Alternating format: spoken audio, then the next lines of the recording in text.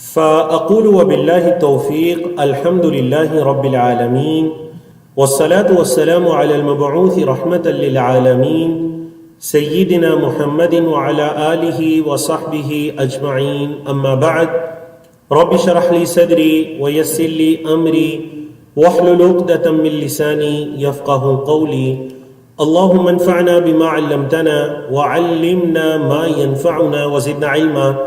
اللہ رب العزت کی توفیق سے level 1 understand Quran beginning to end پارا نمبر 3 ہم سٹارٹ کرنے جا رہے ہیں۔ سبق نمبر 9 ہے ہمارا، اس میں ہم پارا نمبر 2 کی دہرائی کریں گے صرف 5-7 منٹ میں۔ ہم دیکھیں گے ہم کیا کیا ٹاپکس پڑھ کر آئے ہیں۔ سورۃ البقرہ ہے، آیت نمبر آج کا باقاعدہ جو لیسن ہوگا وہ سورۃ البقرہ کی آیات ہوں گی، آیت نمبر 253 سے لے کر 274 تک انشاءاللہ یہ آیات ہم پڑھیں گے۔ اور آپ کو پتہ ہونا چاہیے کہ کل الحمدللہ کل ہماری سورۃ البقرہ انشاءاللہ مکمل ہونے جا رہی ہے، اور کل ہم سورۃ البقرہ مکمل کر کے سورۃ آل عمران کو بھی شروع کر دیں گے۔ جی تو پہلے چلتے ہیں پارا نمبر 2 کی دہرائی کی طرف۔ پارا نمبر 2 ہمارے پاس تھا جو صفحہ نمبر 22 سے شروع ہوا۔ سب سے پہلے اس میں ہم نے تحویل قبلہ، کیا مطلب تحویل قبلہ؟ یعنی کہ قبلے کو بیت المقدس سے مکہ مکرمہ کی طرف منتقل کیا گیا، اور بیوقوف لوگوں کا رویہ کیسا رہا۔ اس سے مراد یہود ہیں، منافقین ہیں، انہوں نے کیا کیا پروپیگنڈے کیے اس بارے میں۔ امت محمدیہ کو یہ فضل و شرف عطا کر دیا گیا تحویل قبلہ سے کہ اب جو امامت کی ذمہ داری ہے یا ہدایت کی جو ایک فریضہ ہے وہ امت محمدیہ کو سونپ دیا گیا۔ اور میں نے کہا تھا کہ یہی جو آپ کو ریڈ کلر کا موضوع دکھائی دے رہا ہے آیت نمبر 143 میں، وَكَذَلِكَ جَعَلْنَاكُمْ أُمَّةً وَسَطًا، یہ سورۃ البقرہ کا مرکزی مضمون ہے۔ بنی اسرائیل کا، یا آج ہم حضرت ابراہیم کے بارے میں پڑھیں گے، یا دیگر انبیاء کا، پچھلی اقوام کا ذکر پڑھ رہے ہیں، احکام و مسائل کو پڑھ رہے ہیں۔ ان تمام کا بنیادی ٹاپک یہ ہے کہ اب ہدایت امت محمدیہ کے سپرد کر دی گئی ہے۔ اسی طرح رسول اللہ صلی اللہ علیہ وسلم کی منزلت کیا ہے، ان کا شرف اور مقام و مرتبہ کیا ہے۔ تحویل قبلہ کا ذکر یہود کی کتب کے اندر موجود تھا، اور ان کو پتا تھا کہ آخری نبی رسول نے آ کر بیت المقدس سے قبلہ بیت اللہ کی طرف لے کر آنا، ان کی کتابوں میں موجود تھا، لیکن وہ حسد اور بغض کی وجہ سے اس چیز کو چھپا رہے تھے۔ پھر اگلا پیج آیا تو اس میں بتایا گیا یہود کی اسی روش کے بارے میں بتلایا گیا۔ تحویل قبلہ یعنی قبلہ کا جو منتقلی ہوئی اس کے حکم کو مزید 2 مرتبہ دہرایا گیا، یعنی کہ کل 3 مرتبہ دہرایا گیا۔ اللہ کے رسول صلی اللہ علیہ وسلم کی بعثت کے 4 مقاصد کو بیان کیا گیا، اور وہ اللہ کی کتاب کی آیات کو تلاوت کرنا اور تزکیہ کرنا اور کتاب و حکمت کی تعلیم دینا۔ حکمت سے مراد آپ صلی اللہ علیہ وسلم کی احادیث۔ اسی طرح پھر اگلا پیج آیا، اس میں شہداء کا مقام و مرتبہ بتایا گیا کہ ان کو اموات مت کہو بلکہ وہ تو زندہ ہیں۔ آزمائش کے وقت مومن بندے کا طرز عمل کیا ہونا چاہیے؟ مومن بندے تو یہ کہتے ہیں انا للہ و انا الیہ راجعون، بے شک ہم بھی اللہ ہی کے لیے ہیں۔ آج اگر یہ چیز لوٹ گئی یا یہ پریشانی آئی تو ہم سب نے اسی کی طرف لوٹ کر جانا ہے، پریشان ہونے کی ضرورت نہیں ہے۔ اور وہ اللہ سے یہ دعا کرتے ہیں، جیسا کہ حضرت ام سلمہ رضی اللہ تعالیٰ عنہ کی حدیث بیان کی گئی تھی، وہ یہ دعا کرتے ہیں کہ اللہم جرنی فی مصیبتی واخلف لی خیرا منہا، اے اللہ میری اس مصیبت میں مجھے اجر عطا کر اور اس کا بہترین بدلہ عطا کر۔ پھر صفا مروہ کے بارے میں بتلایا گیا کہ ان کی سعی کرنے میں کوئی حرج نہیں ہے، یہ سعی اسلام آنے کے بعد بھی برقرار رہی۔ 2 طرح کے لوگوں پر لعنت کی گئی، جو احکام دینیہ کو چھپانے والے تھے یا کفر کی حالت میں کرنے یعنی کفر کی حالت میں جو مرنے والے تھے، اس کے بارے میں بتایا گیا۔ توحید کی دعوت کو لوٹایا، اللہ رب العزت نے دوبارہ دوسرے پارے میں بھی توحید کی دعوت کے بارے میں بتلایا، اور جب توحید کی دعوت کے بارے میں بتلایا تو 7 نشانیاں ذکر کر دی، زمین و آسمان اور اس کائنات کے اندر پہلی 7 نشانیاں ذکر کر دی۔ اس کے بعد پھر اللہ رب العزت نے دیکھیں جہاں پر توحید کی دعوت ہے، ساتھ شرک کا رد بھی ہے۔ اللہ رب العزت نے مشرکین، ان کے معبودان باطلہ، ان سے ان کی محبت، اور ایمان والوں کی اللہ سے محبت، اور قیامت کے دن کا منظر بیان کیا کہ یہ دنیا میں جن کے پیچھے لگ کر اپنے دین کو خراب کیا کرتے تھے، قیامت کے دن تو یہ ان سے برات کا اظہار کر دیں گے، لا تعلقی کا اظہار کر دیں گے، اور یہ تمنا کریں گے کہ کاش دنیا میں واپس جائیں تو ہم بھی جا کر دنیا دنیا میں ہم انہیں سپورٹ کیا کرتے تھے، دنیا میں ہم ان کے پیچھے چلا کرتے تھے، تو اگر ہم دنیا میں واپس جائیں تو ہم بھی ان سے لا تعلقی کا اظہار کریں گے جیسے آج یہ ہم سے لا تعلقی کا اظہار کر رہے ہیں۔ حلال رزق کھانے کے بارے میں بتلایا گیا۔ اس کے بعد اسی طرح مشرکین حق بات کو کیوں قبول نہیں کرتے، کیونکہ وہ اپنے آباء و اجداد کے دین کو اور ان کی اندھی تقلید کے اندر ہے، آباء و اجداد کے دین کو وہ نہیں چھوڑنا چاہ رہے۔ یہ بہت بڑی رکاوٹ ہے اس دور کے اندر بھی، اس دور میں کے اندر کی بھی، کہ بعض اوقات انسان کو صحیح بات معلوم ہو جاتی ہے لیکن وہ اپنے خاندان کنبے قبیلے برادری کی وجہ سے اس صحیح بات کو ایکسپٹ نہیں کر سکتا۔ تو اللہ رب العزت سے یہ دعا ہونی چاہیے کہ اللہم ارنا الحق حقا وارزقنا اتباعہ، اے اللہ جو حق ہے وہ دکھانا اور اس کی اتباع کرنے کی توفیق عطا کرنا، وَأَرِنَا الْبَاطِلَ بَاطِلًا وَارْزُقْنَا اجْتِنَابَهُ، اور اے اللہ جو باطل ہے وہ باطل دکھانا اور اس سے بچنے کی توفیق عطا کرنا۔ یہود کی روش بتائے گی کہ وہ حق بات کو چھپانے والے ہیں، دنیا کے بدلے میں اپنے دین کو بیچنے والے ہیں، دین کے اندر تبدیلیاں کرنے والے ہیں۔ ایک آیت میں مکمل دین کو بیان کر دیا گیا، لَيْسَ الْبِرَّ أَن تُوَلُّوا وُجُوهَكُمْ قِبَلَ الْمَشْرِقِ وَالْمَغْرِبِ، آیت 177 میں قصاص کے بارے میں بتلایا گیا، وصیت کے احکام و مسائل بتائے گئے۔ رمضان کی گفتگو شروع ہوئی، 5 آیات کے اندر جاری رہی، ہم نے تفصیل کے ساتھ بیان کیا۔ پھر اسی طرح قاضی یا قضا کے بارے میں بتلایا گیا، چاند کے بارے میں سوالات انہوں نے کیے، نبی کریم صلی اللہ علیہ وسلم پر وحی نازل ہو جاتی ہے۔ جہاد کا سب سے پہلی مرتبہ جو لوگ تم پر چڑھائی کرتے ہیں، جو لوگ تمہارے خلاف لڑتے ہیں، تم ان سے جہاد کرو، سب سے پہلے جہاد کا حکم نازل ہوا۔ جہاد کے مزید احکامات بتائے گئے۔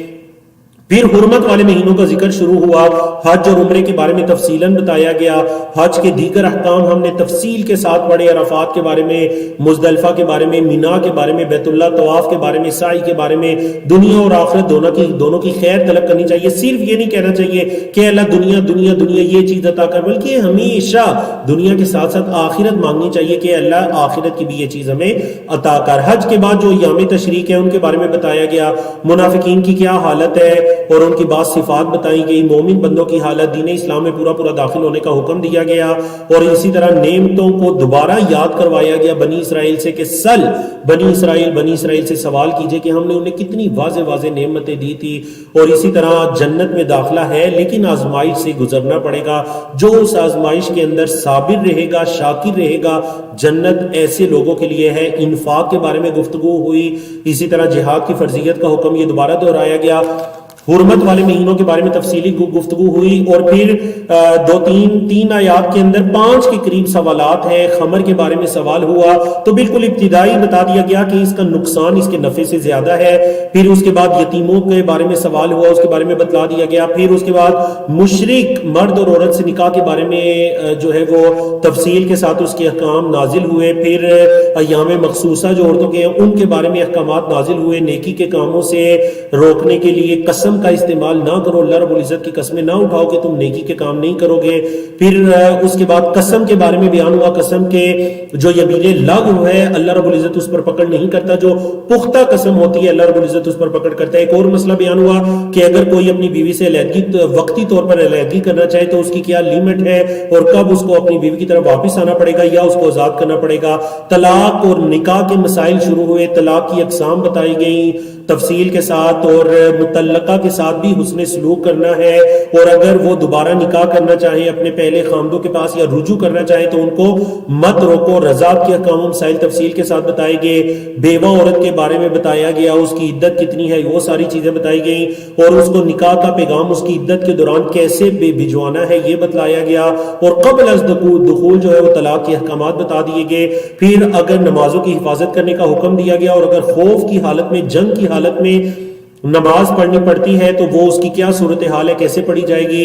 اور پھر بتایا گیا کہ جو 1 سال کی عدت تھی بیوہ کے لیے وہ حکم منسوخ ہو چکا ہے، اب 4 مہینے 10 دن کا ہے جو کہ اس سے پہلے ہے۔ اور پھر بنی اسرائیل کی ایک قوم کا واقعہ بتایا گیا جن سب کو موت دی گئی تھی، اور اسی طرح بنی اسرائیل کی جو سموئیل یا شموئیل علیہ السلام ہے ان کی قوم کا واقعہ بتایا گیا، اور اس واقعے کا تعلق بھی یہاں بیان کرنے کا مقصد یہی تھا کہ جب امت محمدیہ کو جہاد کا حکم دیا جا رہا ہے تو تو لازمی طور پر انہیں پہلی امتوں کے جہاد کے بارے میں بھی پتہ ہونا چاہیے کہ انہوں نے جہاد کے بارے میں بھی اپنے انبیاء کے ساتھ کیسا سلوک کیا کہ جس کام سے انبیاء نے روکا انہوں نے وہی کام کیا اور اللہ کی راہ میں جہاد کرنے سے کتراتے رہے، الا قلیلا منہم، مگر ان میں سے تھوڑے۔ تو حضرت طالوت جو تھے انہوں نے جالوت کو شکست دی گئی، تفصیل کے ساتھ بتایا گیا، اور طالوت علیہ السلام انہی کی فوج کے اندر ایک سپاہی تھے جنہوں نے جالوت کو قتل کیا، اور وہ حضرت داؤد علیہ السلام تھے جن کو اللہ رب العزت نے علم و حکمت عطا کیا۔ الحمدللہ الحمدللہ، اللہ رب العزت کی توفیق سے ہم نے چند منٹوں میں جو ہمارا دوسرا پارہ تھا اس کی ریویژن ہم نے مکمل کی۔ اب ہم چلتے ہیں باقاعدہ تیسرے پارے کی طرف۔ انشاءاللہ آج بھی ہم تیسرے پارے کے 5 اوراق کو پڑھیں گے اللہ رب العزت کی توفیق سے۔ اللہ سے خصوصی دعا کیا کریں کہ اللہ رب العزت ہمارے وقت کے اندر برکت ڈال دے اور تھوڑی بات جامع کرنے کی توفیق عطا کرے تاکہ ہم اپنے وقت کے اندر اس کو ختم کر سکیں۔ تو ہم اللہ رب العزت کے نام سے ہی اس کی ابتدا کرتے ہیں۔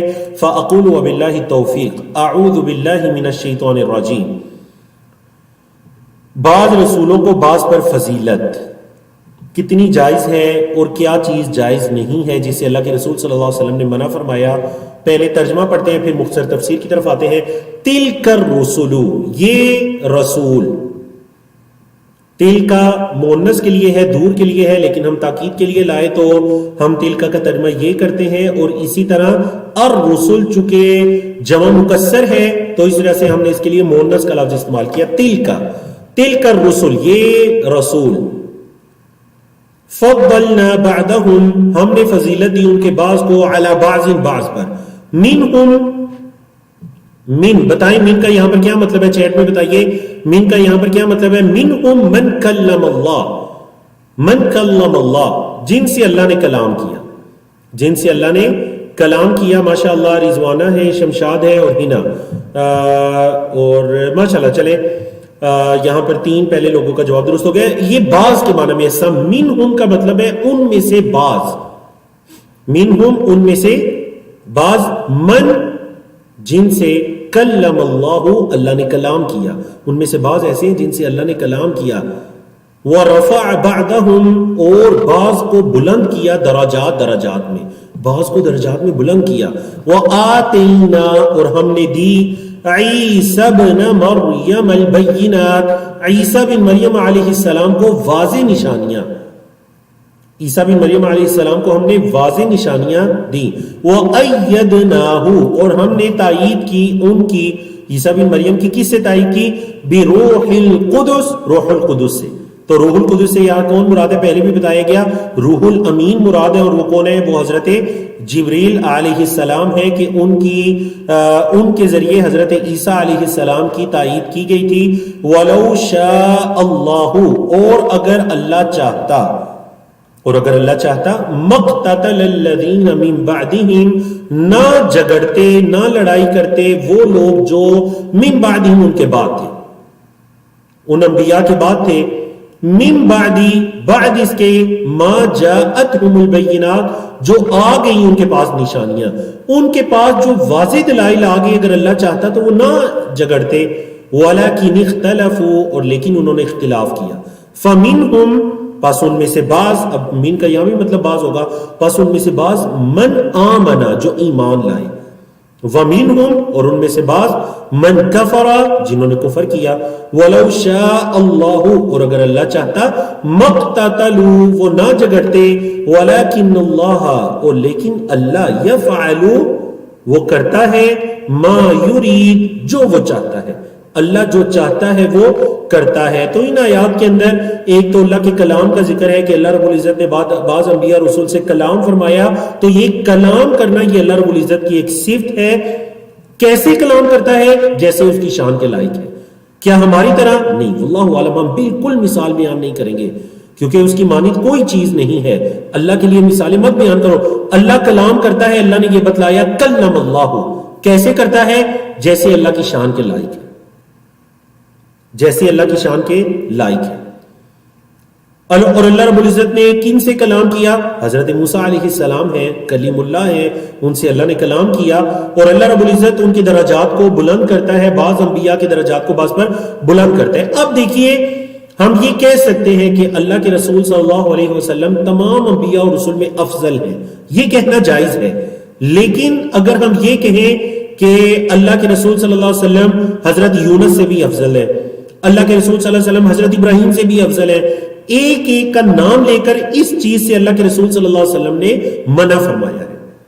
بولیے اس چیز سے اللہ کے رسول صلی اللہ علیہ وسلم ایک عمومی فضیلت بیان کر سکتے ہیں، کیونکہ اللہ نے بھی فرمایا تلک الرسل فضلنا بعضهم علی بعض، لیکن نام لے کر ایک ایک کو نامینیٹ کر کر وہ اس سے اور اس سے، یہ اللہ کے رسول صلی اللہ علیہ وسلم نے اس چیز سے منع فرمایا ہے. ہاں مطلق بات کی جا سکتی ہے کہ فلاں نبی جو ہے وہ نبیوں کے اندر ان کا یہ مقام و مرتبہ ہے. حضرت عیسیٰ بن مریم کے بارے میں گفتگو ہوئی تو یہاں پر ہم تفصیل سے نہیں پڑھیں گے کیونکہ ہم کل انشاءاللہ سورۃ آل عمران سٹارٹ کرنے جا رہے ہیں. تو آپ کو پتہ ہے سب سے زیادہ سورۃ آل عمران اور سورۃ مریم یہ دو صورتیں ہیں جن میں حضرت عیسیٰ بن مریم علیہ السلام کے بارے میں تفصیلاً گفتگو ہے، اس وجہ سے یہاں پر ہم زیادہ تفصیلی گفتگو نہیں کرتے. اور اللہ رب العزت نے یہ بتا دیا اگر اللہ چاہتا، یعنی اللہ کی مشیت ہے، اگر اللہ چاہتا تو وہ قتال نہ کرتے، وہ جنگ نہ کرتے، وہ لڑائیاں نہ کرتے، لیکن یہ اللہ کی چاہت ہے، یہ اللہ کا ارادہ ہے. اللہ رب العزت نے بندوں کے لیے، یعنی نعوذ باللہ اس کا یہ مطلب نہیں کہ اختلاف کرنا یہ کوئی پسندیدہ کام ہے، پسندیدہ کام نہیں ہے، لیکن بندوں نے یہ کام کیا، اللہ رب العزت کی مرضی سے کیا، لیکن اللہ رب العزت کو یہ پسند نہیں ہے. جی کیونکہ اللہ نے اپنی قدرت کے بارے میں بتلا دیا کہ وَلَكِنَّ اللَّهَ يَفْعَلُ مَا يُرِيدُ، اللہ وہ کرتا ہے جو وہ چاہتا ہے. جی اگلے ٹاپک کی طرف چلیے، انفاق فی سبیل اللہ. اچھا آج کے ہمارے جو 5 صفحات ہیں ان میں جو سب سے زیادہ ٹاپک بیان ہوگا وہ ہے انفاق. وہ کیا ہے؟ انفاق، اللہ کی راہ میں خرچ کرنا. تو چلیں ہم یہاں سے شروع کرتے ہیں آیت نمبر 254 سے آگے چل کر، بلکہ مثالیں بیان کی گئی ہیں جو لوگ ریاکاری کے لیے یا احسان جتانے کے لیے خرچ کرتے ہیں ان کا رد ہے. بڑا خوبصورت ٹاپک آج کا احسان، یعنی اللہ کی راہ میں خرچ کرنے کے بارے میں. تو اللہ نے حکم دیا یا ایھا الذین آمنو، اے وہ لوگو جو ایمان لائے ہو، انفقوا خرچ کرو، انفقوا خرچ کرو، مما اس چیز میں سے جو، یہ مما کس کا مجموعہ ہے؟ من کا مطلب سے، ما جو، ٹھیک ہے نا. رزقنا ہم نے رزق دیا، کم تمہیں، یعنی یہ ایمان والو جو تمہیں ہم نے رزق دیا، من قبل اس سے پہلے، ان یاتیا یہ کہ آ جائے، یوم دن، کون سا دن؟ اللہ رب العزت نے اس کے بارے میں 3 چیزیں بیان کی. وہ جو دن ہوگا لا بیع فیہ، اس میں کوئی تجارت نہیں ہے، کوئی خرید و فروخت نہیں ہے، بیع، ولا خلۃ کوئی دوستی بھی نہیں ہے، خلیل بھی لفظ اسی سے نا، خلہ دوستی، ولا شفاعت کوئی سفارش بھی نہیں ہے. وہ دن ایسا ہوگا جس میں نہ کوئی خرید و فروخت ہے، نہ کوئی دوستی ہے، نہ کوئی سفارش ہے. والکافرون اور جو کافر ہیں، ہم الظالمون وہی ظالم ہیں، کافر ہی ظالم ہے. تو اللہ رب العزت نے یہاں پر اپنی راہ میں خرچ کرنے کے بارے میں حکم دیا، انفقوا خرچ کرو، اس سے پہلے کہ قیامت کا دن آ جائے جس دن کے اندر کوئی دوستیاں یا کوئی خرید و فروخت وغیرہ نہیں ہوگی. البتہ سفارش ہوگی. یہاں پر جو سفارش کا رد کیا گیا ولا شفاعتن، تو آگے آیت الکرسی کے اندر دوبارہ سفارش کی بات آ رہی ہے، وہاں پر تفصیل سے پڑھیں گے انشاءاللہ. جی تو ماشاءاللہ قرآن مجید کی سب سے عظیم آیت، قرآن مجید کی سب سے عظیم آیت. ترجمہ پڑھنے سے پہلے اس حدیث کو پڑھ لیتے ہیں، صحیح مسلم کی جو آپ کے سامنے لکھی ہوئی ہے، کیونکہ جب آپ یہ حدیث پڑھ لیں گے تو ترجمہ پڑھنے کی اہمیت بڑھ جائے گی. ابی بن کعب کہتے ہیں قال، انہوں نے کہا قال رسول اللہ صلی اللہ علیہ وسلم، اللہ کے رسول صلی اللہ علیہ وسلم نے فرمایا یا ابا المنذر، اے ابو المنذر. ابی بن کعب کی کنیت ہے ابو المنذر. اتدری کیا تم جانتے ہو، ایو آیت من کتاب اللہ ما کا اعظم، اللہ کی کتاب میں سب سے عظیم آیت کون سی ہے؟ قال، انہوں نے کہا ابی بن کعب نے، قلت میں نے کہا اللہ ورسولہ اعلم، اللہ اور اس کے رسول زیادہ جانتے ہیں. پھر اللہ کے رسول صلی اللہ علیہ وسلم نے یہ جو سوال کیا، قال، اب ابی بن کعب کہتے ہیں کہ میں نے کہا کہ وہ جو آیت ہے اللہ لا الہ الا هو الحی القیوم، یہ آیت ہے. اب انہوں نے درست جواب دے دیا، اگرچہ پہلے انہوں نے اللہ و رسولہ اعلم کہا لیکن بھی درست جواب دے دیا. تو حدیث کے کیا الفاظ ہیں؟ کہتے ہیں فضرب فی صدری، اللہ کے رسول صلی اللہ علیہ وسلم نے میرے سینے پہ ایسے مارا. یعنی اپنے ہاتھ مبارک سے میرے سینے پر ایسے مارا اور مجھے کہا، یعنی پیار سے مارا اور کہا وقالا، اور آپ صلی اللہ علیہ وسلم نے فرمایا واللہ اللہ کی قسم لَيَهْنِئَكَ الْعِلْمُ ابا المنذر، ابو المنذر تمہیں یہ علم مبارک ہو. ماشاءاللہ اللہ کے رسول صلی اللہ علیہ وسلم نے سوال کیا کہ اللہ کی کتاب میں سب سے عظیم آیت، اور حضرت ابی بن کعب نے اس کا جواب دے دیا تو اللہ کے رسول صلی اللہ علیہ وسلم نے انہیں مبارکباد دی کہ تمہیں یہ علم مبارک ہو، کہ تمہیں پتہ چل گیا کہ وہ جو آیت ہے وہ یہ آیت ہے جسے آپ آیت الکرسی کہتے ہیں، اللہ لا الہ الا هو الحی القیوم. پہلے اس کا ترجمہ پڑھتے ہیں اور پھر اس کے بعد ہم اس کی مزید فضیلت کی طرف اور اس کی مزید تفسیر کی طرف جاتے ہیں. جی اللہ اللہ، لا الہ نہیں ہے کوئی حقیقی معبود، الا ہو مگر وہ، الحی القیوم وہ الحی ہے زندہ، القیوم قیوم کا مطلب کیا، یعنی وہ قائم رہنے والی ذات، ہمیشہ سے ہے، ہمیشہ رہنے والی ذات القیوم. لا تأخذہ سنۃ نہیں آتی اس کو سینۃ اونگ، نیند سے پہلے کی جو کیفیت ہوتی ہے اونگ نہیں آتی، لا تأخذ نہیں آتی ہو اس کو سینۃ اونگ. تاخذ کا لفظی مطلب پکڑنا ہوتا ہے لیکن صحیح ترجمہ ہم آنا کر دیں گے، اونگ کا آنا، ٹھیک ہے، یا لفظی ترجمہ بھی کر سکتے ہیں اللہ کو اونگ نہیں پکڑتی، ولا نوم اور نہ ہی نیند، نہ اللہ کو اونگ آتی ہے نہ نیند. لہو اس کے لیے ہے ما فی السماوات جو آسمانوں میں ہے، وما فی الارض اور جو زمین میں ہے. من کون ہے، ذا الذی جو یشفع سفارش کرے، عندہ اس کے پاس، الا مگر، باذنہ اس کے حکم سے. کون ہے جو اس کے پاس سفارش کرے مگر اس کے حکم سے. یعلم وہ جانتا ہے، ما جو، بین ایدیہم ان کے ہاتھوں کے درمیان ہے، وہ جانتا ہے جو ان کے ہاتھوں کے درمیان ہے. اچھا ہاتھوں کے درمیان سے کیا مراد ہے، ہاتھوں کے درمیان سے مراد ہے جو ان کے سامنے ہے، وہ جانتا ہے جو ان کے سامنے ہے. وما خلفہم اور جو ان کے پیچھے ہے، وما خلفہم اور جو ان کے پیچھے ہے. پھر فرمایا ولا یحیطون اور نہیں وہ احاطہ کر سکتے، بشیء کسی چیز کا، من علم ہی اس اللہ کے علم میں سے، یعنی جو اللہ کے بندے ہیں وہ اللہ کے علم میں سے کسی چیز کا احاطہ نہیں کر سکتے. الا مگر، بما شاء جو وہ چاہے، ہاں جو اللہ چاہے اس کا احاطہ، اس کے علاوہ کسی چیز کا احاطہ نہیں کر سکتے. وسع وسیع ہے، کرسیہ اس کی کرسی، اللہ کی کرسی وسیع ہے. اچھا کس کو وسیع ہے، فرمایا وسیع کرسیہ السماوات والارض، آسمانوں اور زمین کو وسیع ہے. اللہ کی کرسی جو ہے وہ آسمان و زمین کو بھی وسیع ہے. ولا یؤودہ اور نہیں تھکاتا اس کو، حفظہما ان دونوں کی حفاظت، زمین و آسمان ان دونوں کی حفاظت اس کو نہیں تھکاتی. وہو اور وہ العلی العظیم وہ بلند عظمت والا ہے. تو اللہ رب العزت کی دو صفات بتا دی گئی، وہو العلی العظیم. جی اس آیت کو سمجھنے کے لیے میں نے آپ کے لیے مزید آسانی کی اللہ کی توفیق سے، اور وہ آسانی کیسے ہے میں آپ کو بتاتا ہوں. وہ آسانی ایسے ہے، پہلے تو ہم دو لیتے ہیں اس آیت الکرسی کی فضیلت میں، دو احادیث کو لیتے ہیں. حضرت ابو ہریرہ رضی اللہ تعالیٰ عنہ کی روایت ہے، طویل قصہ ہے لیکن میں نے صرف وہ اپنے ٹاپک سے متعلقہ الفاظ ذکر کر دیے کہ اللہ کے رسول صلی اللہ علیہ وسلم نے فرمایا جب تم اپنے بستر پر آؤ تو آیت الکرسی پڑھو، اول سے آخر تک اس پوری آیت کو پڑھو. اور فضیلت کیا بیان فرمایا لن یزال علیک من اللہ حافظ، ایک حفاظت کرنے والا ہمیشہ آپ کے ساتھ رہے گا اللہ کی طرف سے، یعنی ایک اللہ کا فرشتہ حفاظت کرنے والا آپ کے ساتھ رہے گا.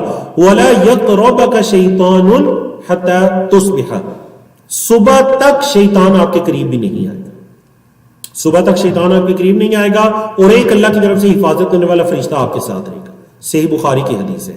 اور اللہ کے رسول صلی اللہ علیہ وسلم نے فرمایا کہ من قرأ آیت الکرسی کی دبر کل صلاۃ مکتوبۃ، جس نے ہر فرض نماز کے بعد آیت الکرسی کو پڑھا، لم یمنعہ من دخول الجنہ الا الموت، تو جنت میں داخلے سے اس کو صرف موت روک سکتی ہے، موت کے علاوہ کوئی چیز اس کو نہیں روک سکتی، یعنی ادھر وہ مرا اور ادھر سے جنت میں داخل ہو گیا۔ تو یہ اسی آیت الکرسی کی فضیلت کے اندر دعا حدیث تھی، تو رات کو سوتے ہوئے بھی اور ہر فرض نماز کے بعد بھی اس کو پڑھنا چاہیے۔ یہ جو آیت الکرسی ہے یہ 10 جملوں پر مشتمل ہے۔ دیکھیے 10 جملے آپ کو دکھائی دے رہے ہیں، 10 جملوں پر یہ مشتمل ہے۔ آپ 10 جملوں کے مطابق اس کو یاد کیجئے۔ ایک تو اس کا معنی یاد رکھنے میں آسانی ہوگی، دوسرا اس پر غور و فکر کرنے میں، تدبر کرنے میں، اور تیسرا اس کو سمجھنے میں۔ اللہ لا الہ الا ہو الحی القیوم لا تأخذہ سنۃ ولا نوم لہ ما فی السماوات وما فی الارض من ذا الذی یشفع عنده الا بإذنہ۔ چھٹا جملہ یعلم ما بین ایدیہم وما خلفہم۔ ساتواں ولا یحیطون بشیء من علمہ الا بما شاء۔ آٹھواں وسع کرسیہ السماوات والارض۔ نواں ولا یؤودہ حفظہما۔ دسواں وہو العلی العظیم۔ آٹھواں جملہ جو ہے وسیع کرسیہ السماوات والارض، تو اس بارے میں ایک طویل حدیث ہے، وقت ہوتا تو ہم اس کی طرف بھی جاتے کہ اللہ رب العزت کی یہ جو کرسی ہے اس سے مراد اللہ کی حقیقی کرسی ہی ہے، لیکن وہ کرسی کیسے ہے واللہ اعلم، جیسے اس کی شان کے لائق ہے۔ اللہ نے ہمیں قرآن میں یہ بتا دیا کرسی ہے، ہم ایمان لاتے ہیں کرسی ہے۔ کیسی ہے؟ کیا دنیا کی ہماری کرسیوں جیسے؟ واللہ عالم، اللہ نے تفصیل نہیں بتائی، ہم اس کے بارے میں سوال نہیں کرتے، بلکہ جو ہم نے سنا ہم اس پر ایمان لاتے ہیں، جیسے کہ صحابہ کرام اللہ کے رسول صلی اللہ علیہ وسلم سے ان چیزوں کے زیادہ ڈیٹیل کے بارے میں سوال نہیں کرتے تھے، اور ہاں ہمیں یہ پتا چل گیا کہ یہ کرسی اتنی بڑی ہے کہ یہ زمین و آسمان کو وسیع ہے، مطلب زمین و آسمان کو بھی اپنے اندر لیے ہوئے ہے، یہ اللہ کی کرسی بڑی وسیع ہے۔ جی آیت الکرسی کو پڑھنے کے بعد ہم آگے چلتے ہیں، آیت نمبر 256 ہے، دین میں زبردستی نہیں ہے، اور عروہ وثقی سے کیا مراد ہے؟ فرمایا لا اکراہ فی الدین، لا اکراہ کوئی زبردستی نہیں، فی الدین دین میں، یعنی دین کے قبول کرنے میں، کسی کو دعوت دینے میں کوئی زبردستی نہیں ہے۔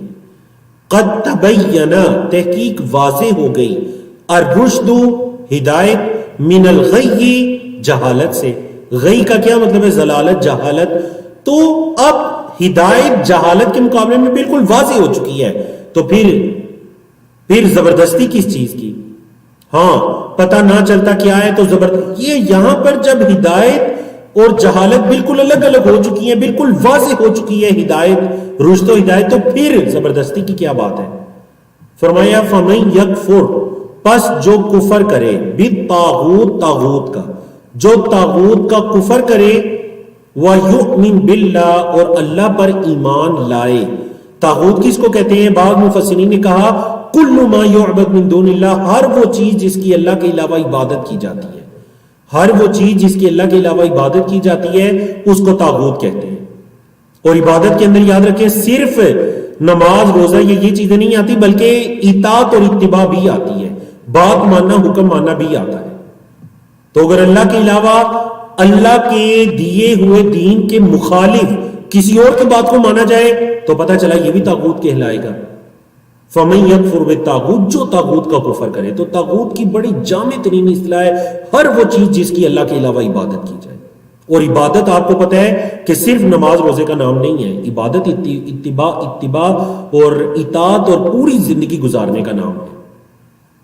جو طاغوت کا کفر کرے وَيُؤْمِن بِاللَّهِ، اللہ پر ایمان لائے، تو کیا ہے؟ فَقَدِ اسْتَمْسَكَ بِالْعُرْوَةِ الْوُثْقَى، تو تحقیق اس نے مضبوطی سے پکڑ لیا، فقط پس تحقیق استمسک اس نے تھام لیا، مضبوطی سے پکڑ لیا، بِالْعُرْوَةِ الْوُثْقَى، ایک عروہ وثقی کو۔ عروہ وثقی کیا ہوتا ہے؟ ایک کڑا، بڑا مضبوط کڑا، کڑا جو ہوتا ہے عروہ کڑے کو کہتے ہیں، اور الوثقی مضبوط کڑے کو اس نے پکڑ لیا۔ لن فصام لہا، لا کا مطلب نہیں ہے، انفصام کا مطلب ٹوٹنا، لہا اس عروہ کے لیے، اس کڑے کے لیے، اس کڑے کو ٹوٹنا تو ہے ہی نہیں۔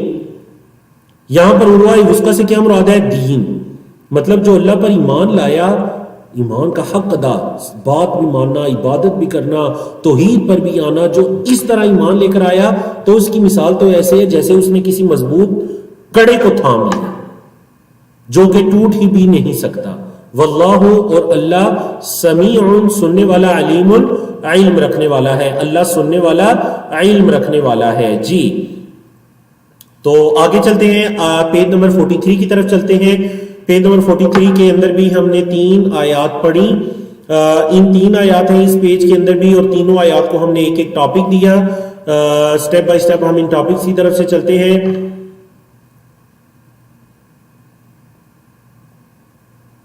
سوال طاغوت کا کفر، تو جی بالکل طاغوت کے ساتھ کفر کریں، مطلب یہاں پر کفر کا مطلب انکار کرنا ہے، کفر کا لفظی مطلب انکار کرنا ہے، تو کفر طاغوت کا کفر کریں مطلب طاغوت کا انکار کرے اور اللہ پر ایمان لائے، ٹھیک ہے۔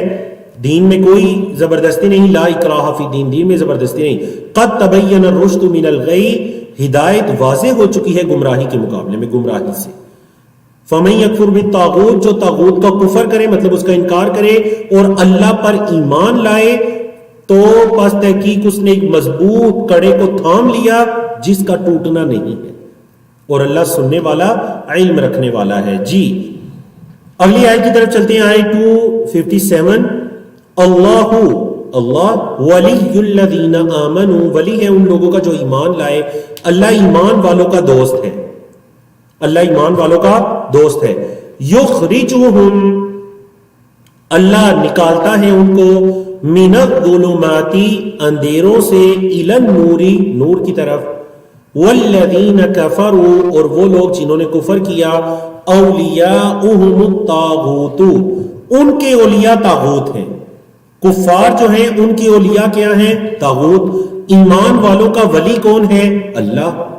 یخرجونہم، وہ نکالتے ہیں ان کو، وہ نکالتے ہیں ان کو، یعنی وہ اولیاء، یخرجون فعل مضارع جمع ہے نا، کیونکہ اولیاء جمع ہے، وہ نکالتے ہیں ہم ان کو، یعنی کفار کو نکالتے ہیں، من النوری، روشنی سے، نور سے، الی الظلمات، اندھیروں کی طرف۔ اولئک، یہی وہ لوگ ہیں، اصحاب النار، جو آگ والے ہیں، ہم فیہا خالدون، وہ اس میں ہمیشہ رہیں گے، وہ اس آگ کے اندر ہمیشہ رہیں گے جی۔ یہاں پر آپ ذرا تدبر کیجئے، غور کیجئے آیت 257 میں کہ اللہ رب العزت نے گمراہیوں کے لیے، اندھیروں کے لیے جمع کا لفظ استعمال کیا، یخرجہم من الظلمات، الظلمات جمع، اور اللہ رب العزت نے ہدایت کے لیے نور واحد کا لفظ استعمال کیا، انوار نہیں کہا، نور کی جمع انوار ہے لیکن یہاں پر انوار نہیں کہا، نور کہا، تو پتہ چلا جو ہدایت ہے وہ ایک ہے، گمراہیاں بہت زیادہ ہیں، ہدایت صراط مستقیم ایک ہے۔ اللہ کے رسول صلی اللہ علیہ وسلم نے ایک مرتبہ صحابہ کو سمجھانے کے لیے زمین پر، مٹی پر ایک لائن لگائی اور فرمایا یہ صراط مستقیم ہے، پھر اس کے دائیں بائیں چھوٹی چھوٹی لائنیں لگائیں اور فرمایا کہ یہ گمراہی کے راستے ہیں۔ تو ظلمات یہ جمع ہے، ظلمت ان کی جمع ظلمات، لیکن نور ایک ہوتا ہے، طریقے ہدایت صراط مستقیم ایک ہے، آپ نے اس کو پہچاننا ہے کہ وہ طریقے ہدایت کون سا ہے جی۔ تو کفار کے بارے میں یہاں پر ایک بہت بڑی خوشخبری ہے ایمان والوں کے لیے کہ اللہ رب العزت ایمان والوں کا ولی ہے، اللہ رب العزت ایمان والوں کا دوست ہے، اللہ ان کا ولی ہے۔ اللہ اکبر۔ ایک تو ہے بندہ اللہ کا ولی ہو، ایک یہ ہے کہ اللہ رب العزت کسی کا دوست بن جائے، ولی بن جائے۔ اللہ اکبر۔ یہ بہت بڑی اللہ کی طرف سے ایک شرف اور مقام و مرتبہ ہے، اور ہر ایمان والے کا دوست اللہ ہے، اس کا ولی اللہ ہے جی۔ اللہ رب العزت کے لیے واحد کا لفظ استعمال ہوا نا، یخرجہم، اللہ نکالتا ہے ان کو، لیکن اولیاء، کفار کے جو اولیاء ہیں وہ تو بہت زیادہ ہیں، مومنوں کا ولی تو ایک ہے اللہ، کفار کی اولیاء بہت زیادہ ہیں، تو اس وجہ سے ان کے لیے یخرجون کا لفظ استعمال ہوا، یعنی وہ اولیاء اور ان کفار کو نکالتے ہیں، روشنی سے اندھیروں کی طرف لے کر جاتے ہیں، ہدایت سے گمراہیوں کی طرف لے کر جاتے ہیں۔ یہاں پر حضرت ابراہیم علیہ السلام 2 قصے ہیں، ایک اس آیت 258 کے اندر حضرت ابراہیم علیہ السلام اور نمرود کا قصہ ہے، اور 259 کے اندر اس سے اگلی آیت میں حضرت عزیر علیہ السلام کا قصہ ہے۔ تو قصے ہیں، ذرا جلدی سے ہم پڑھ جاتے ہیں۔ الم ترى، کیا آپ نے نہیں دیکھا، الی الذی، اس کی طرف جو یا جس نے، حاج، بحث مباحثہ کیا، ابراہیم علیہ السلام سے، فی ربہ، ان کے رب کے بارے میں، ان آتاہ اللہ الملک، یہ کہ دی اس کو اللہ نے، ان کا مطلب یہ کہ آتا دی ہو اس کو اللہ اللہ نے الملک بادشاہت، اس کو اللہ نے بادشاہت دی اور اس نے حضرت ابراہیم علیہ السلام سے بحث مباحثہ کیا. اور اس سے کون مراد ہے؟ نمرود مراد ہے. کیا بحث ہوئی؟ چلیں جی. اذ قال ابراہیم، جب حضرت ابراہیم علیہ السلام نے کہا ربی الذی، میرا رب وہ ہے جو یحیی زندہ کرتا ہے، و یمیت اور موت دیتا ہے. قال نمرود نے کہا انا احیی و امیت، میں بھی زندہ کرتا ہوں میں بھی موت دیتا ہوں. دو بندوں کو بلایا، ایک کو مار دیا ایک کو زندہ چھوڑ دیا. کہا دیکھو ایک کو موت دی ایک کو زندہ چھوڑا. حضرت ابراہیم علیہ السلام نے ایک اور زبردست دلیل دی جس کا توڑ اس کے پاس نہیں تھا. قال ابراہیم، حضرت ابراہیم علیہ السلام نے کہا فَإِنَّ اللَّهَ، پس بے شک اللہ، یأتی بالشمس، لاتا ہے سورج کو.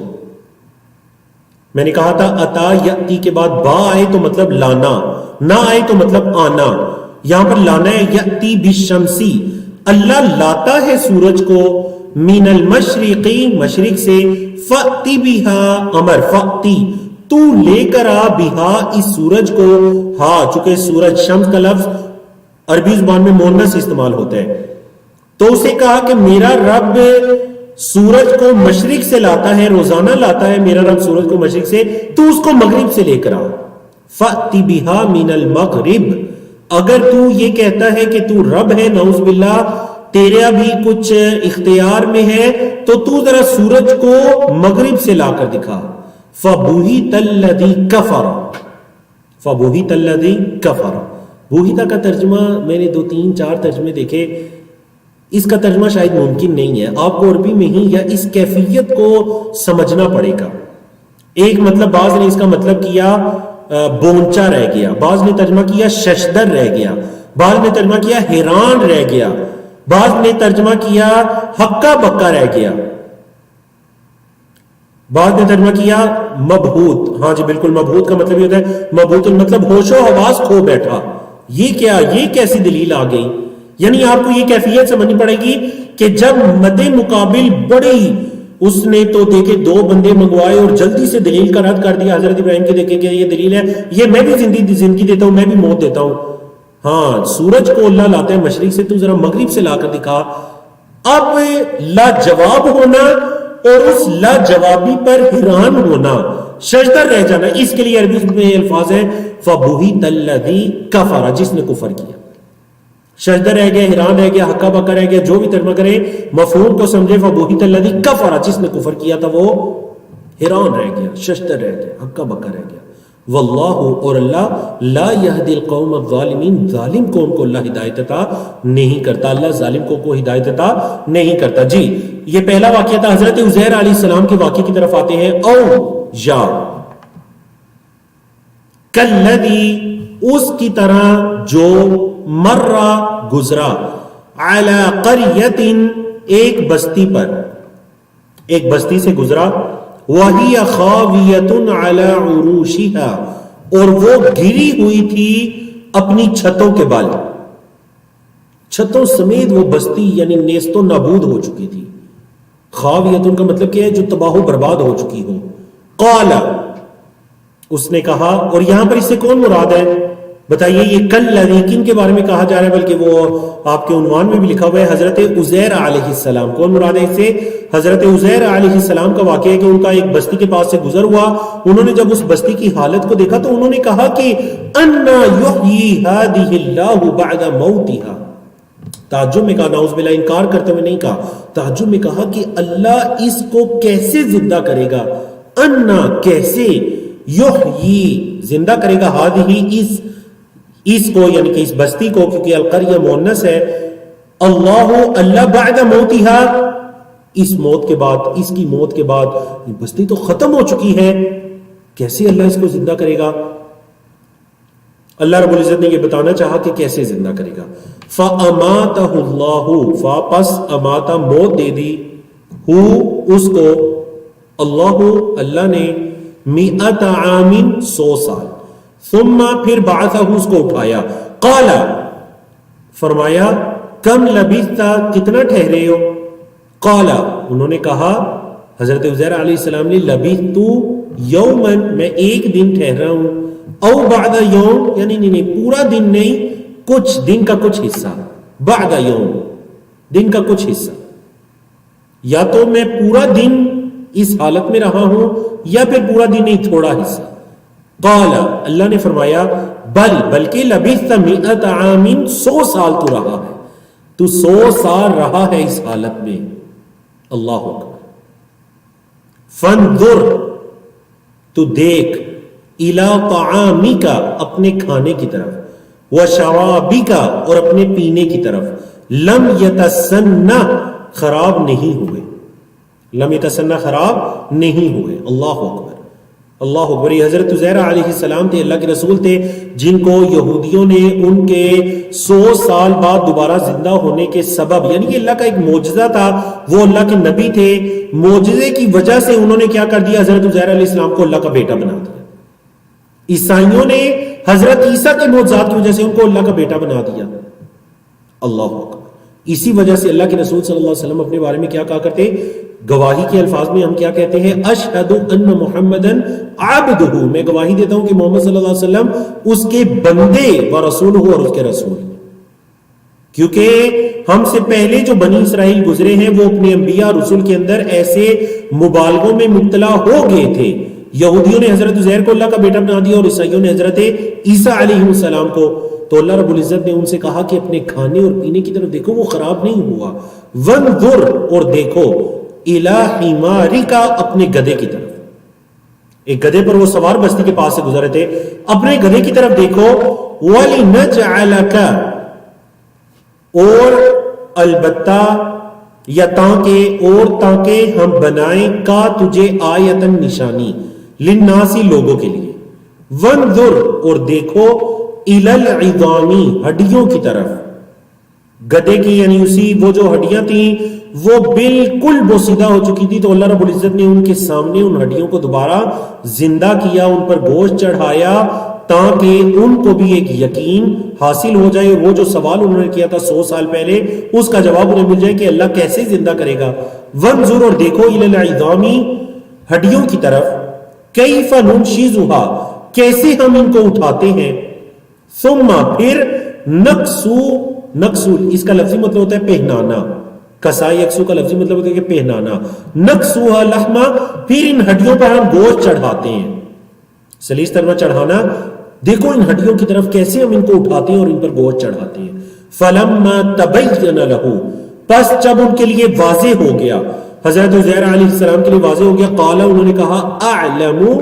میں جانتا ہوں ان اللہ کہ اللہ علی کل شیء قدیر کہ اللہ ہر چیز پر قدرت رکھتا ہے میں جانتا ہوں کہ اللہ ہر چیز پر قادر ہے تو عزیر علیہ السلام کو بھی یقین ہو گیا اگلے پیج کی طرف چلتے ہیں پیج نمبر 44 کی طرف اس میں بھی حضرت ابراہیم علیہ السلام کا ایک واقعہ ہے اور اس واقعے کے بعد آپ کہہ لیجئے انفاق فی سبیل اللہ اللہ کی راہ میں خرچ کرنے کے احکام و مسائل شروع ہو جائیں گے جی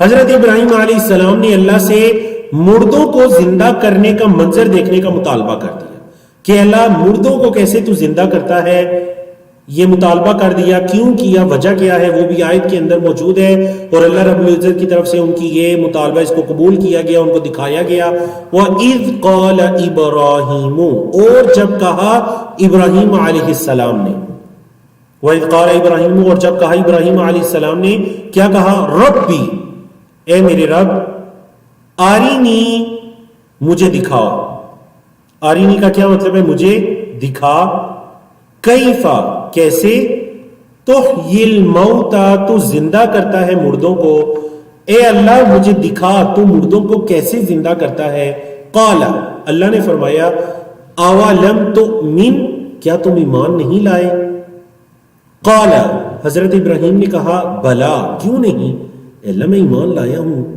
کیوں نہیں وائی ناٹ کیوں نہیں ولیکن اور لیکن لیطمئن قلبی تاکہ میرا دل مطمئن ہو جائے یہ جو مطالبہ میں کر رہا ہوں اس کی وجہ یہ ہے کہ میرا دل مطمئن ہو جائے قال کہا اے اللہ رب العزت نے فرمایا فخذ پکڑو اربعتن 4 من الطیر پرندوں میں سے، 4 پرندوں میں سے پکڑو، یعنی 4 پرندے پکڑو، فَصُرْهُنَّ إِلَيْكَ، ان کو کاٹ ڈالو، ان کو کاٹ ڈالو، حصوں میں تقسیم کر دو، ثُمَّ اجْعَلْ، پھر رکھ دو، عَلَى كُلِّ جَبَلٍ، ہر پہاڑ پر، مِنْهُنَّ، ان میں سے، جزء، ایک حصہ، ہر پہاڑ پر ایک ٹکڑا، ایک حصہ رکھ دو،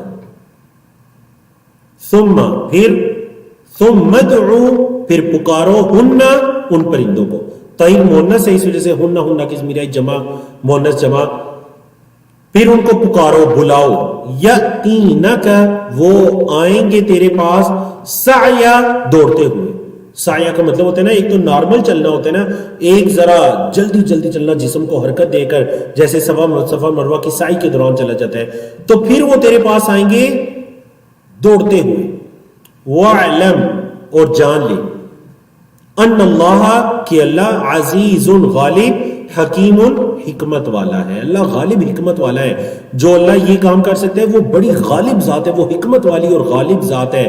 جی، تو یہاں پر حضرت ابراہیم علیہ السلام نے ایسا کیوں کہا تھا؟ وجہ خود ہی بتلا دی کہ لیطمئن قلبی، دل کا اطمینان حاصل ہو جائے، کیا ہو جائے؟ دل کا اطمینان حاصل ہو جائے، دل کا اطمینان حاصل ہو جائے۔ تو ایمان ایک ہوتا ہے کہ سن کر یقین کرنا، اور ایک ہوتا ہے دیکھ کر یقین کرنا، سن کر یقین کرنا اور دیکھ کر یقین کرنا۔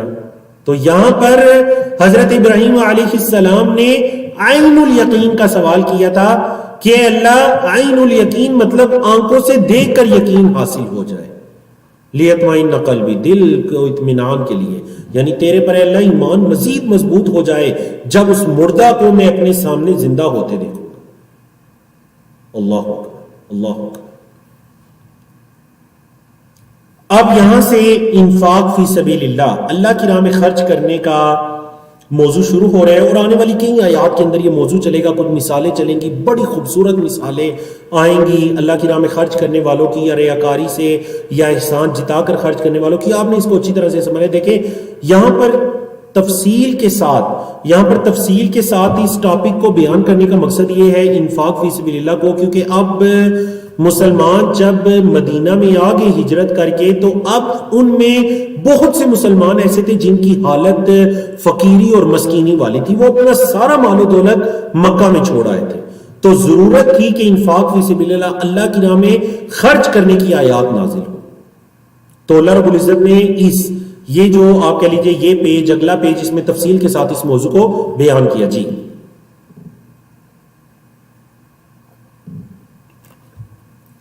میں معذرت چاہتا ہوں۔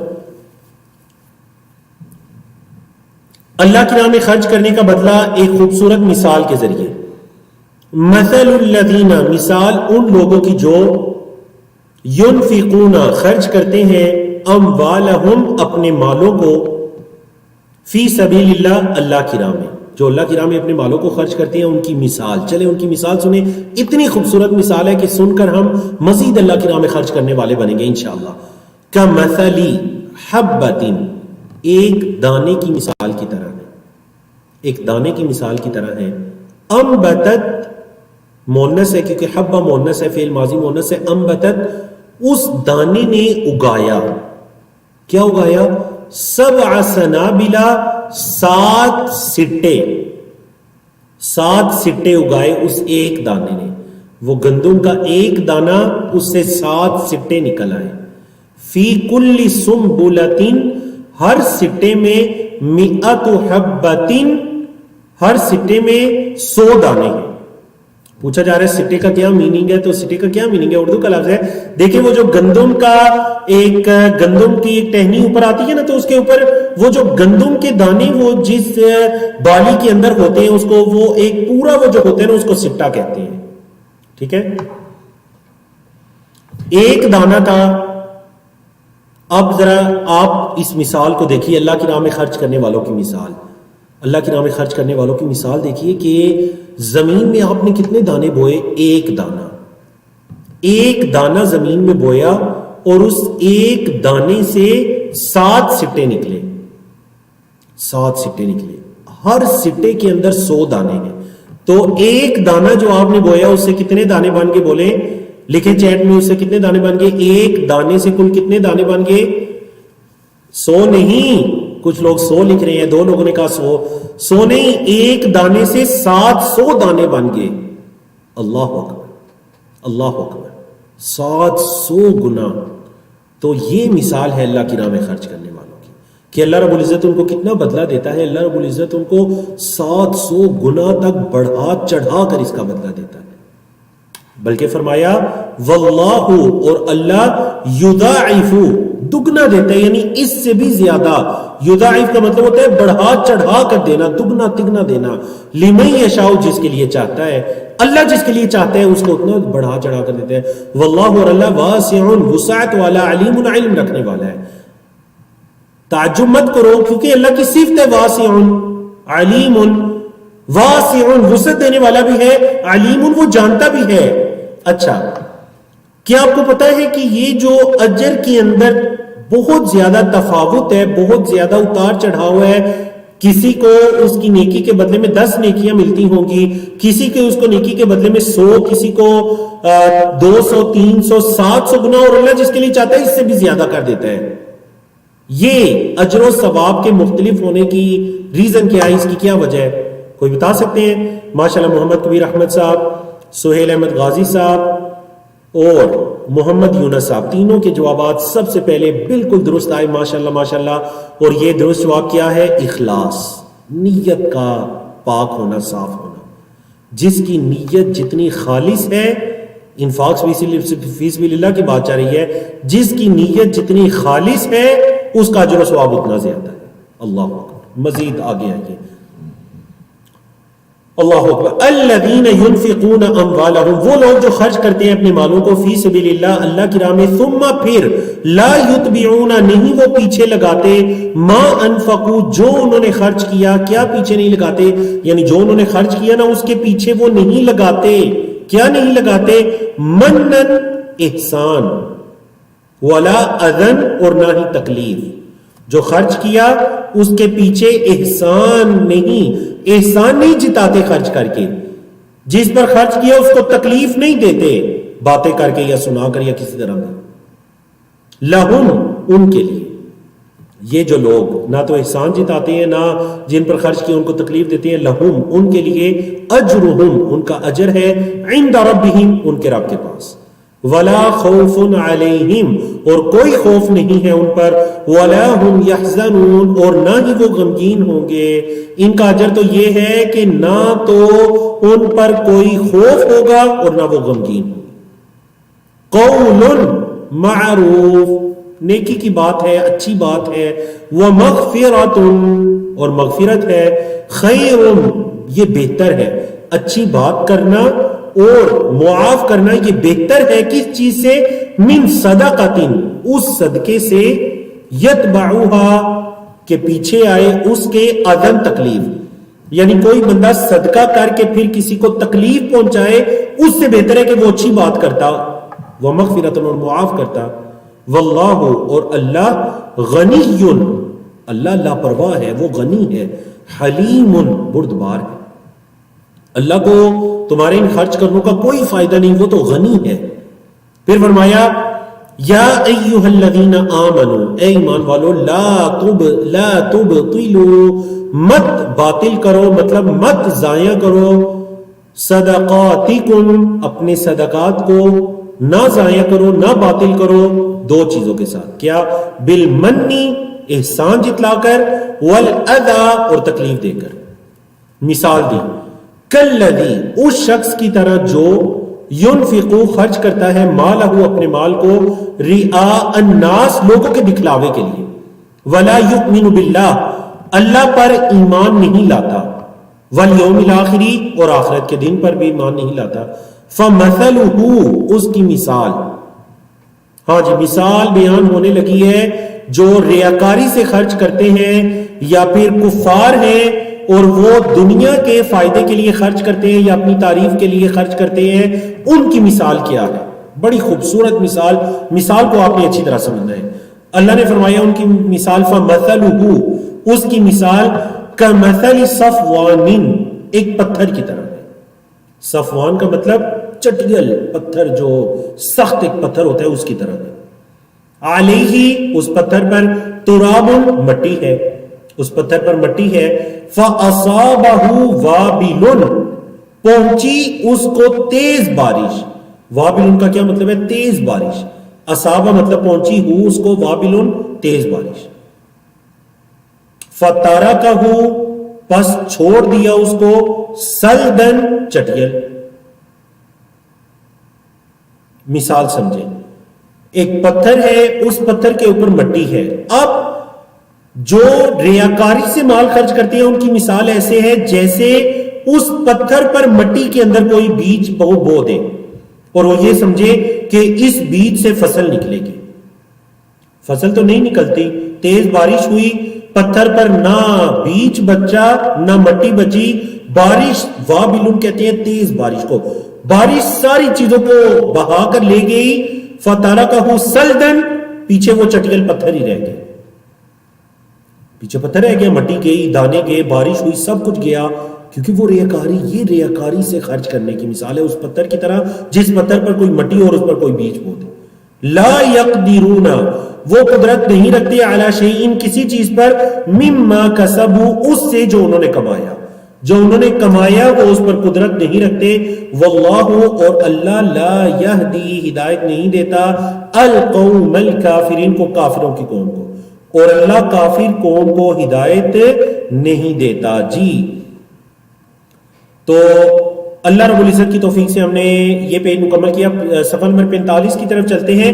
بات انفاق کی ابھی جاری ہے، انفاق کی بات ابھی جاری ہے. اب دیکھیں یہ تو مثال آپ نے سنی ریاکاری سے، یا پھر جو کفار ہیں اور وہ خرچ کرتے ہیں یا دنیا کی لالچ، دنیاوی فائدہ یا اپنی تعریف چاہتے ہیں، تو یہ ان کی مثال ہے.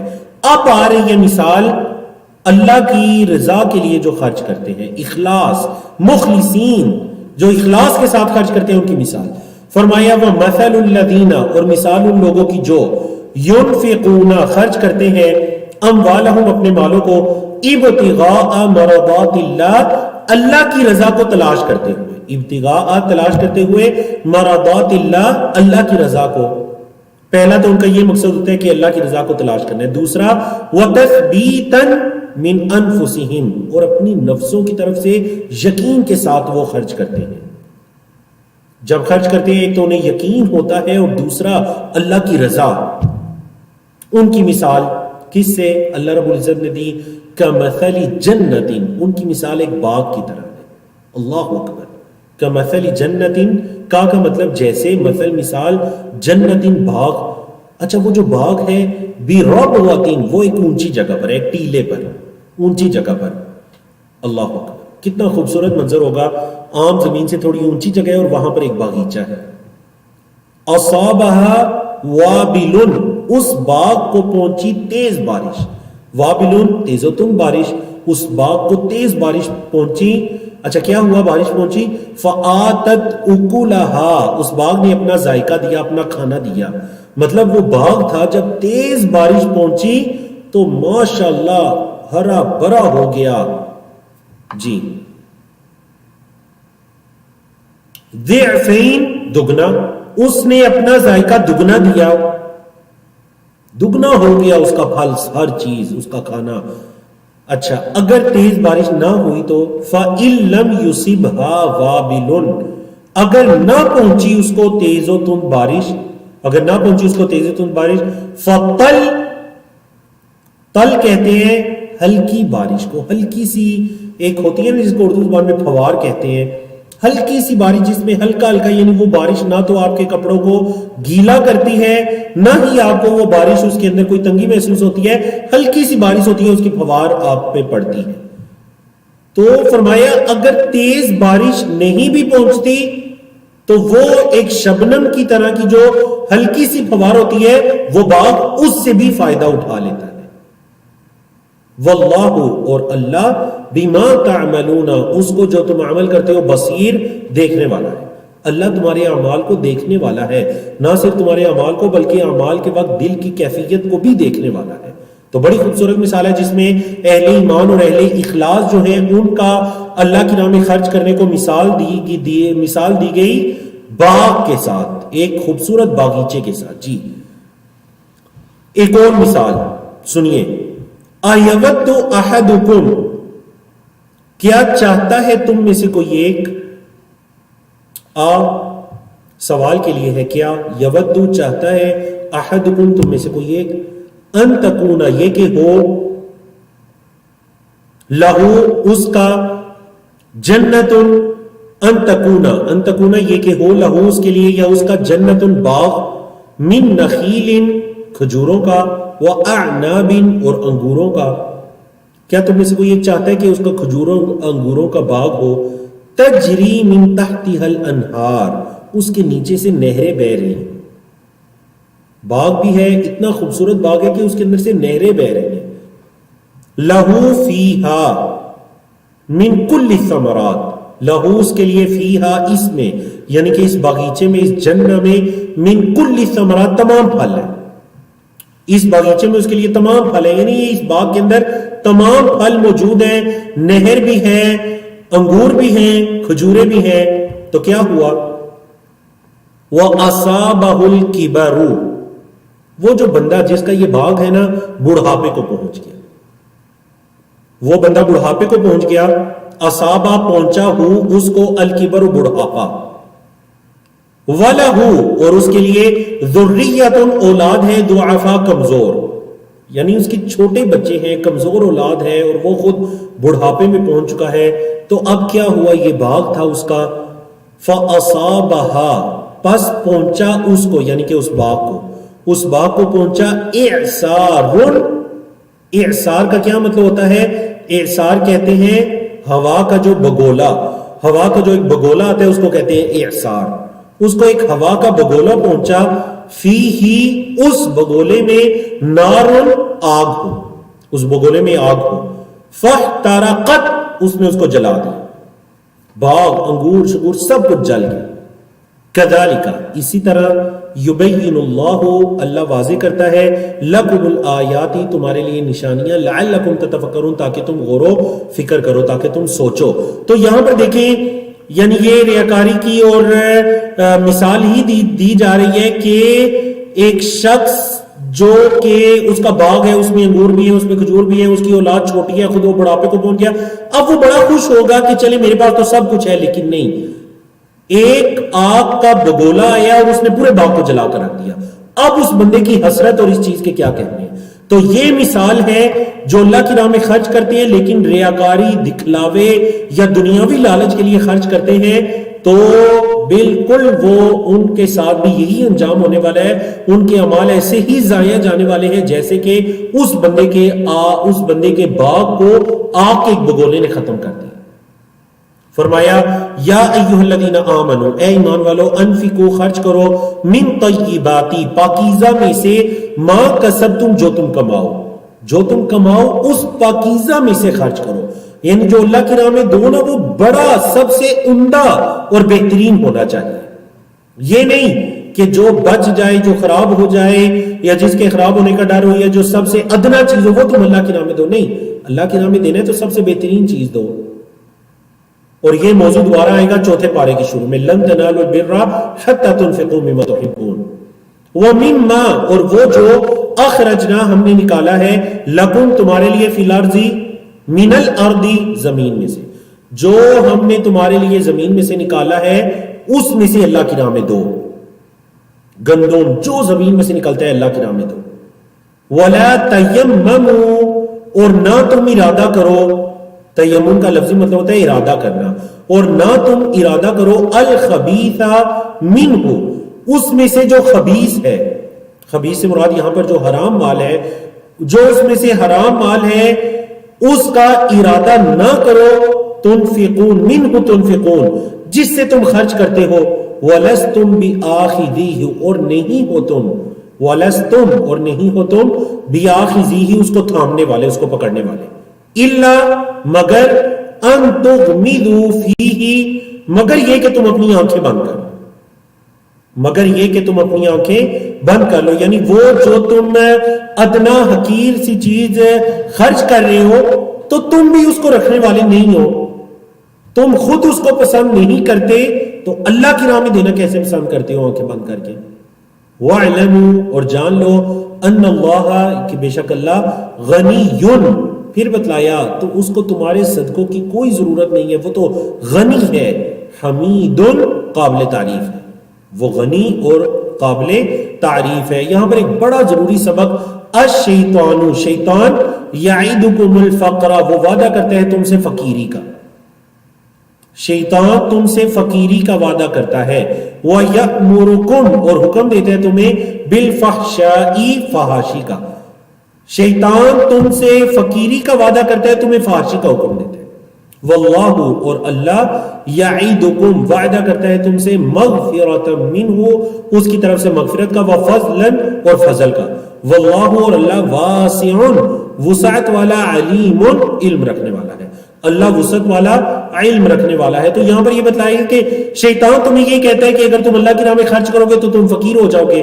وہ تمہیں فقیری کا وعدہ کرتا ہے، اور اللہ تمہیں فضل کا وعدہ کرتا ہے کہ تم اللہ کی راہ میں خرچ کرو، اللہ دگنا تگنا کر کے تمہیں لوٹائے گا، دنیا میں بھی اور آخرت میں بھی۔ تو شیطان تم سے فحاشی کا تمہیں حکم دیتا ہے، تم ان کاموں سے بچتے رہو۔ جی حکمت اللہ کی طرف سے ہے، فرمایا یؤتی الحکمت من یشاء، وہ دیتا ہے حکمت جس کو چاہتا ہے، اور فرمایا ومن یؤتا، اور جو دیا گیا، یؤتا یہاں پر فعل مجہول ہے، پیسو وائز ہے، جو دیا گیا حکمت، فقد اوتیا تو تحقیق اس کو دے دیا گیا، خیرن کثیرا بہت خیر، جس کو حکمت دے دی گئی وہ تو خیر کثیر دے دیا گیا۔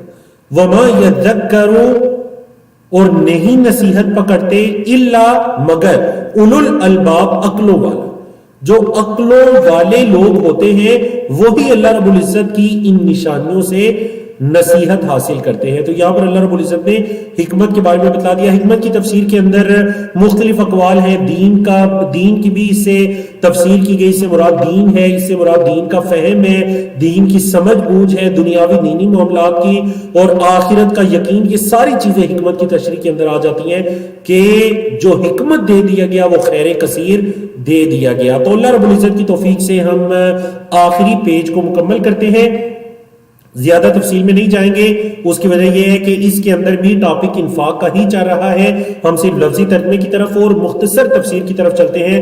وَمَا أَنفَقْتُم مِّن نَفَقَةٍ اور جو تم خرچ کرو، من نفقتن کوئی بھی خرچ، او نظر تم یا تم نظر مانو، من نظرین کوئی بھی نظر، تم کوئی بھی نظر مانو یا کوئی بھی خرچ کرو، فَإِنَّ اللَّهَ يَعْلَمُ تو اللہ اس کو جانتا ہے، فَإِنَّ اللَّهَ تو بے شک اللہ يَعْلَمُهُ اس کو جانتا ہے، وَمَا لِلظَّالِمِينَ اور نہیں ہے ظالموں کے لیے من انصار کوئی مددگار، ان تبدوا الصدقات اگر تم ظاہر کرو صدقوں کو، ظاہری اعلانیہ صدقہ دینا چاہو، فَنَعِمَّا ہی تو بہت اچھا ہے، یہ بھی نعمہ بئسا کا اپوزٹ ہے، بئسا آپ 3 مرتبہ پڑھ چکے ہیں، بئسا کا مطلب ہے بہت برا، نعمہ کا مطلب ہے بہت اچھا، نعمہ ہی یہ بہت اچھا ہے، وَإِن تُخْفُوهَا اور اگر تم ان کو چھپاؤ، ہاں یعنی کہ صدقات کو اگر تم ان کو چھپاؤ یعنی چھپ کر صدقہ دو،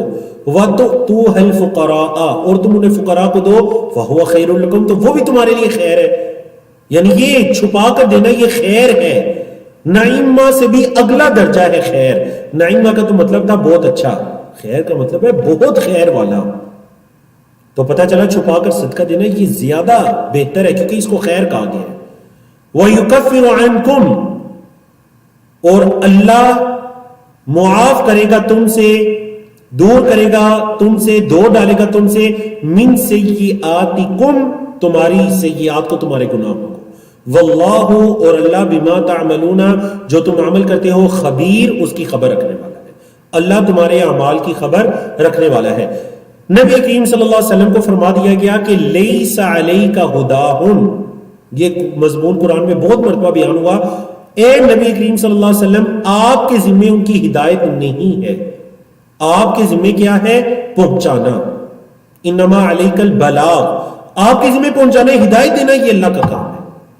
فرمایا لیس علیک ھداھم نہیں ہے آپ پر ہداہم ان کی ہدایت، ولیکن اللہ اور لیکن اللہ یہدی من یشاء ہدایت دیتا ہے جس کو چاہتا ہے، وما تنفقوا اور جو تم خرچ کرو من خیر کسی خیر کو، فلانفسکم تو وہ تمہاری اپنی نفسوں کے لیے ہے، تمہیں اس کا بدلہ ملنا ہے، وما تنفقون اور جو تم خرچ کرو الا ابتغاء وجہ اللہ مگر اللہ کی رضامندی کے لیے، جو تم اللہ کی رضامندی کے لیے خرچ کرو، وما تنفقوا من خیر اور جو بھی خیر تم خرچ کرو، یوفى الیکم پورا پورا دیا جائے گا تمہاری طرف، دنیا میں بھی بدلہ دیا جائے گا، آخرت میں بھی بدلہ دیا جائے گا، یوفى فعل مجہول پورا پورا دیا جائے گا، الیکم تمہاری طرف، وانتم اور تم لا تظلمون فعل مجہول پیسے وائز، انتم لا تظلمون تم پر ظلم نہیں کیا جائے گا،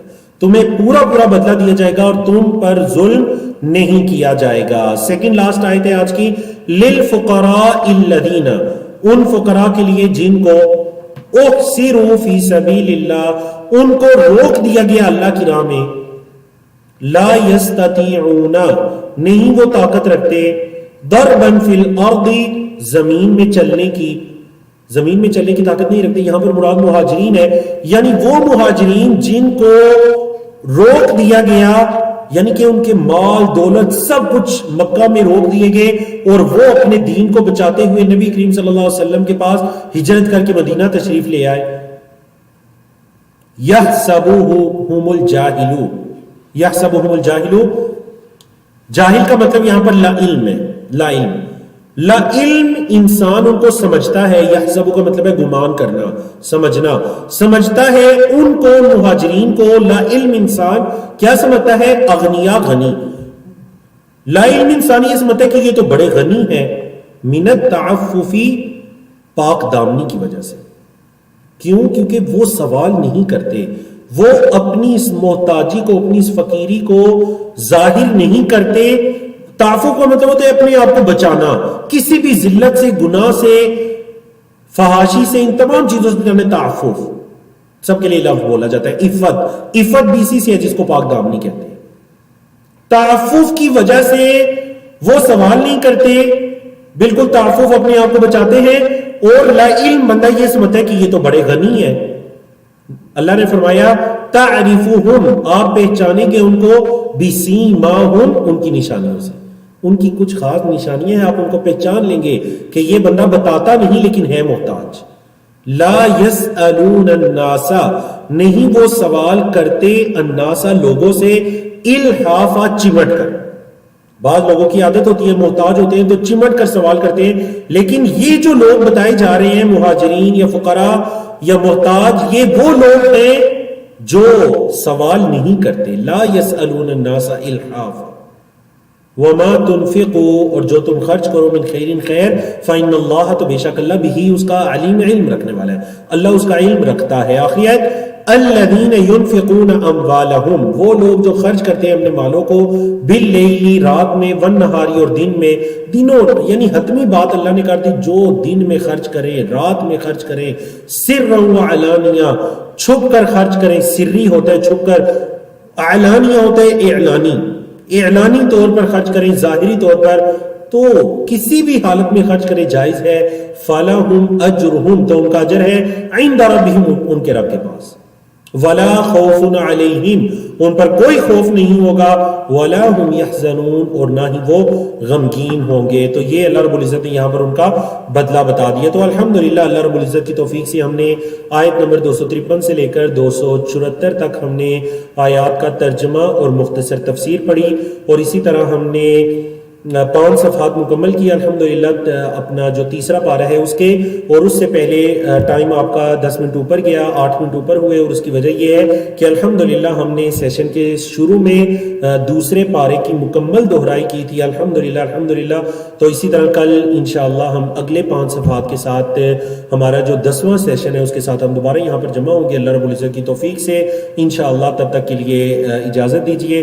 اقول قولی ھذا استغفر اللہ لی ولکم ولسائر المسلمین من کل ذنب، وصلی اللہ تعالی علی نبینا محمد وعلی آلہ وصحبہ اجمعین۔ سبحانک اللہم و بحمدک اشہد ان لا الہ الا انت استغفرک و اتوب الیک. السلام علیکم ورحمۃ اللہ وبرکاتہ.